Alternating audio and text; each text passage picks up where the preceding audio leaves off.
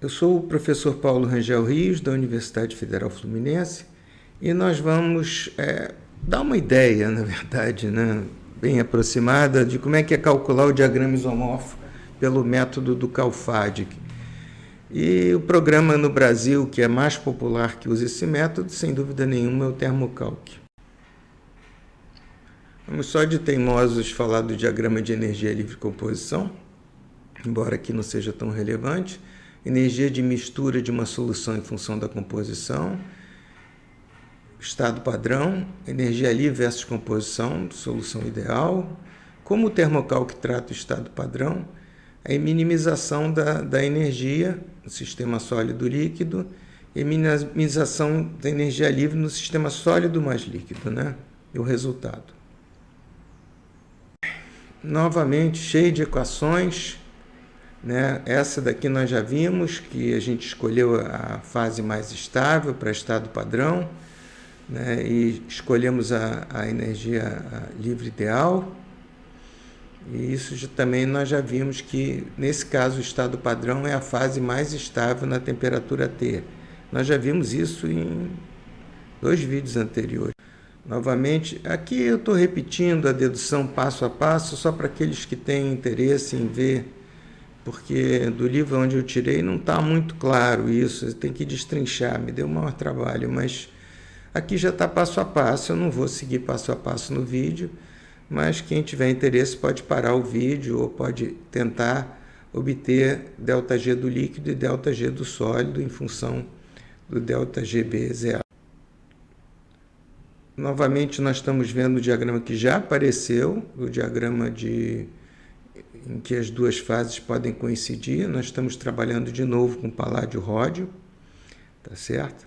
Esse diagrama já apareceu, só estou mostrando ele novamente para recordar que aqui nós temos quando a gente está entre as duas temperaturas de fusão, a gente tem a possibilidade de coexistirem sólido e líquido, é o diagrama isomorfo. Nós vimos no slide anterior e em outros slides de outros vídeos como a gente tratou o estado padrão, quer dizer, o estado padrão, por exemplo, do ródio, era a fase mais estável do ródio naquela temperatura. Então, se o ródio estava abaixo da temperatura de fusão, o estado padrão dele era o sólido. Nós vimos isso extensivamente. Quem tiver dúvida, volte aos vídeos anteriores. O Thermocalc faz diferente.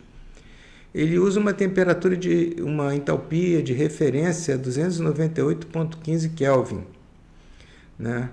E ele usa uma energia livre que é calculada a partir de 298,15 Kelvin. Então, nós precisamos integrar essa energia livre, né? Nós podemos, na verdade, ela aqui já está representada, já está integrada. Aqui nós temos os gráficos de capacidade térmica. Enfim, o Thermocalc ele não utiliza aquele estado padrão da fase mais estável na temperatura de interesse. Ele utiliza um ΔG SER, que ele chama de SER, em que ele calcula esse GSER na temperatura de interesse vindo lá de baixo em relação a 298. Isso é um pouco enrolado, mas tudo bem. Isso é só para mostrar como é feito. Aqui está tabelas retirado do SGTE, que dá todos os dados que você precisa, e esses coeficientes estão dentro lá do Thermocalc. Então, o estado padrão não é mais a fase estável na temperatura de interesse. Isso é muito importante no caso do Thermocalc. Então, nós podemos calcular esse GSR para qualquer elemento, porque nós temos todos os dados ou tabelados, mas todas essas tabelas estão dentro da base de dados do Thermocalc. Tá? Qual é a vantagem do método do Thermocalc?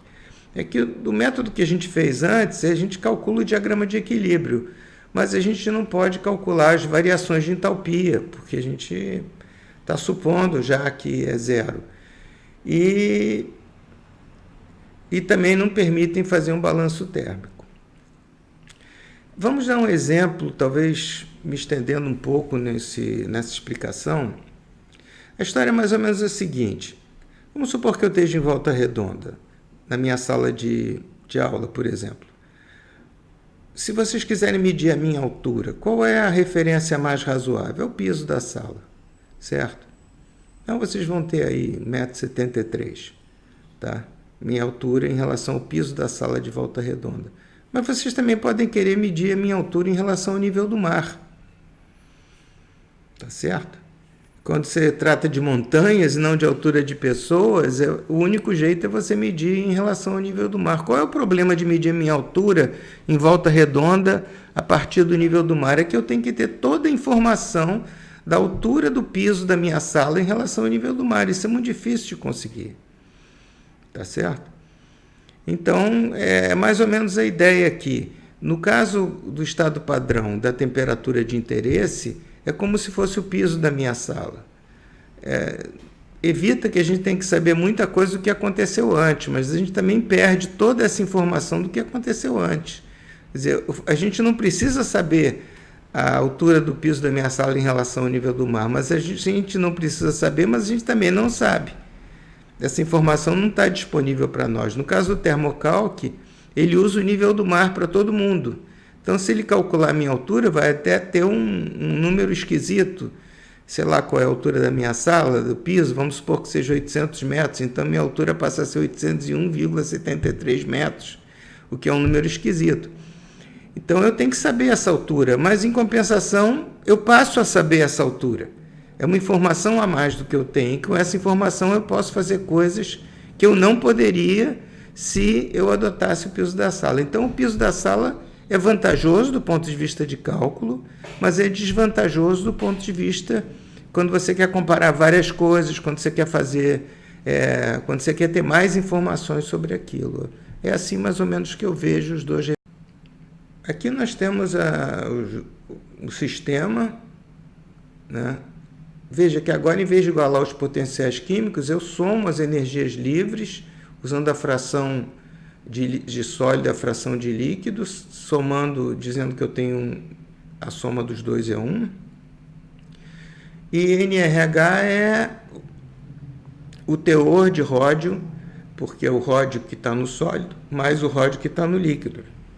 Note que isso é diferente, porque quando eu usei a igualdade de potencial químico, eu não precisei usar a composição.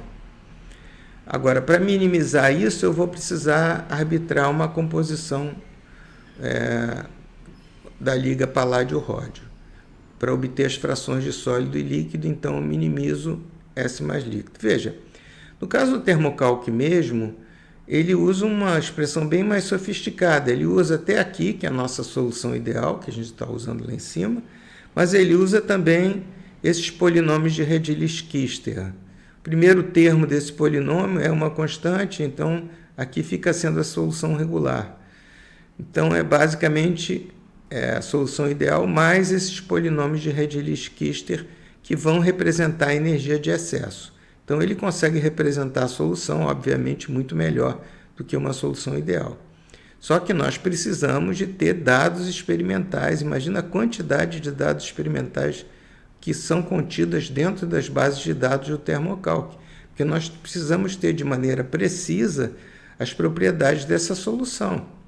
Então essa solução AB, seja sólido, líquido, o que for, ela vai ter que estar na base de dados do Thermocalc desses polinômios de Redlich-Quistel.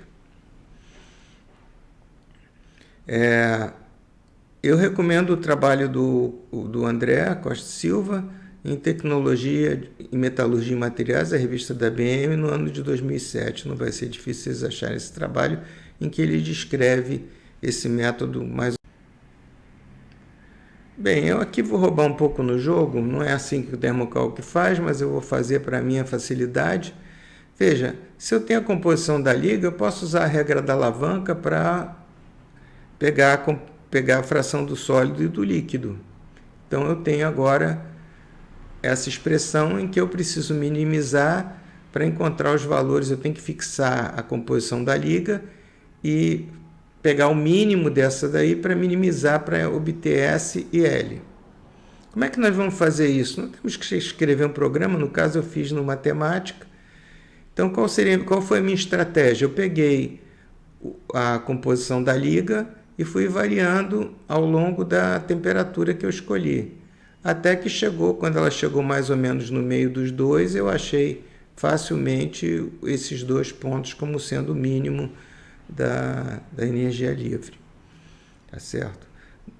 Nesse caso, não foi muito difícil fazer no matemática. Tive que fazer temperatura, automatizar precisaria de um pouquinho mais de reflexão, né?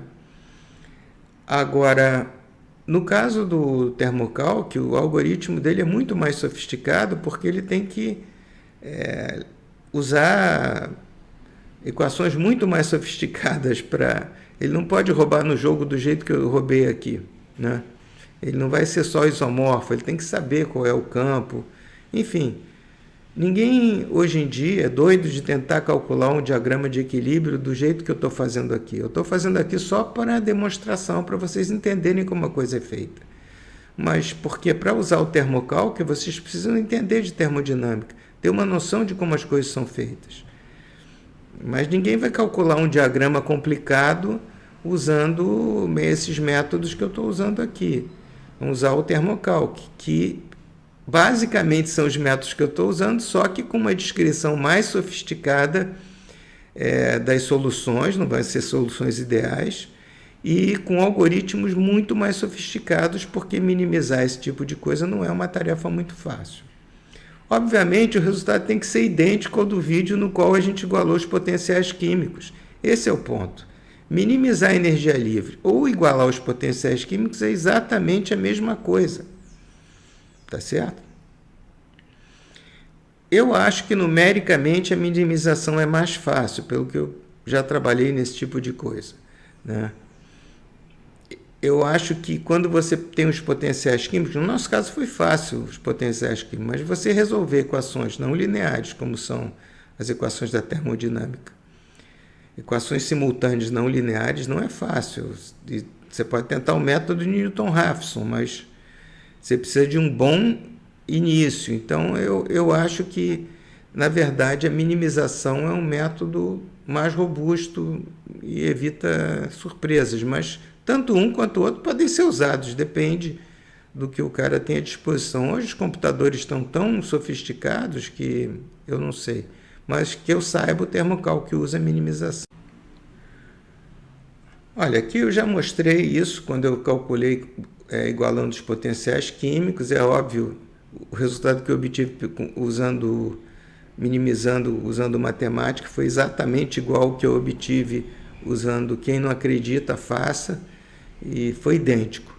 Então, o diagrama obviamente é idêntico, a concordância vai ser ruim porque é a solução ideal, a gente precisa usar termos de excesso, etc, etc. Então, tá aí. Mas o objetivo desse vídeo foi mostrar um pouco de como o termocálculo trata esse problema, e provavelmente muitos que estão vendo esse vídeo vão usar o termocálculo ou vão conhecer gente que vai usar o termocálculo. Eu pedi para alguém calcular, como foi o caso aqui, foi calculado pelo André. Bom, eu gostaria de agradecer a colaboração do professor André Costa Silva, que calculou diversos diagramas de equilíbrio, com quem eu pude trocar ideias sobre o método CALFAD, usado pelo termocálculo. Sempre bom ter uma retaguarda nesse caso. Aqui está o website dele, para quem quiser, tem várias aulas interessantes nesse website, e qualquer dúvida, quem quiser termocálculo, coisa no gênero, é interessante entrar em contato com ele. Lá na escola ele dava o curso de termodinâmica computacional.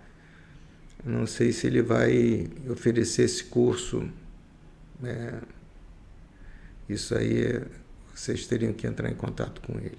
De qualquer maneira, eu queria agradecer porque essa ideia de fazer uma coisa com termocálculo veio muito das nossas conversas.